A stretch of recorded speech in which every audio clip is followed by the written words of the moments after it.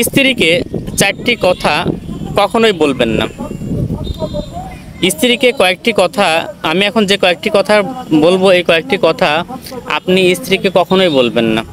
আপনার স্ত্রীর সঙ্গে আপনার যত মতবিরোধ থাক, যত পার্থক্য থাক, আপনি আপনার স্ত্রীর সঙ্গে সুন্দর আচরণ করবেন। যেমন প্রথমত, আপনি আপনার স্ত্রীকে এই কথা বলবেন না যে তোমাকে বিয়ে করে আমি ভুল করেছি।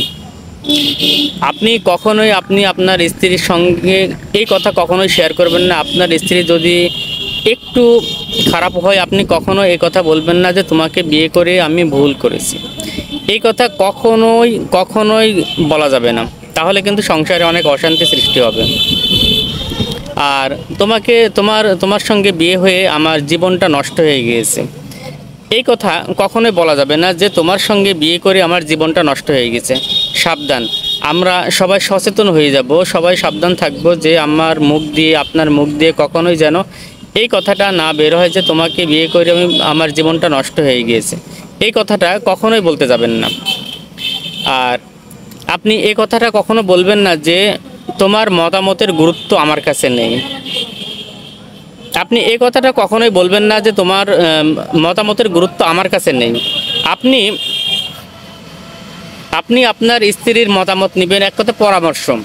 আপনি আপনার স্ত্রীর পরামর্শ নেবেন, আপনি আপনার স্ত্রীর পরামর্শ নেবেন, যে কথা যে কোনো একটি বিষয়, যে কোনো একটি সিদ্ধান্ত নেওয়ার জন্য যে কোনো একটি বিষয় স্ত্রীর সঙ্গে পরামর্শ করবেন। তো পরামর্শ করবেন, বাট আপনি যদি আপনার স্ত্রীর পরামর্শটি আপনার পছন্দ হয়ে যায় তাহলে আপনি সেটা গ্রহণ করবেন।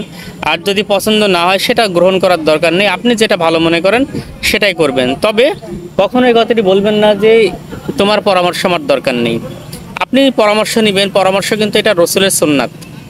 আমি যে কয়েকটি কথা বললাম, আর এই কথাগুলো যদি আমরা মেনে চলতে পারি, এই কথাগুলো যদি আমরা সবসময় যদি অক্ষরে অক্ষরে পালন করতে পারি, তাহলে কিন্তু আমাদের সংসারে কিন্তু সুখ, শান্তি, সমৃদ্ধি ফিরে আসবে।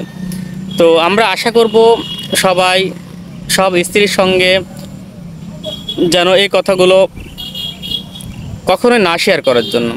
তাহলে যদি শেয়ার করি তাহলে কিন্তু সংসারে কিন্তু শান্তি ফিরে আসবে না। সংসারে সুখ শান্তি ফিরিয়ে আনার জন্য এই কথাগুলো যদি আমরা স্ত্রীর সঙ্গে না বলি, এই কথাগুলো স্ত্রীকে না বলি, তাহলে কিন্তু আমাদের সংসারে শান্তি আসবে, শান্তি ফিরে আসবে। তাই যে কয়েকটি কথা বললাম, আমরা সবাই পালন করার চেষ্টা করব। তো আশা করতেছি সবাই আমার কথাগুলো বুঝতে পেরেছেন। সবাই ভালো থাকবেন, সুস্থ থাকবেন। আল্লাহ হাফেজ।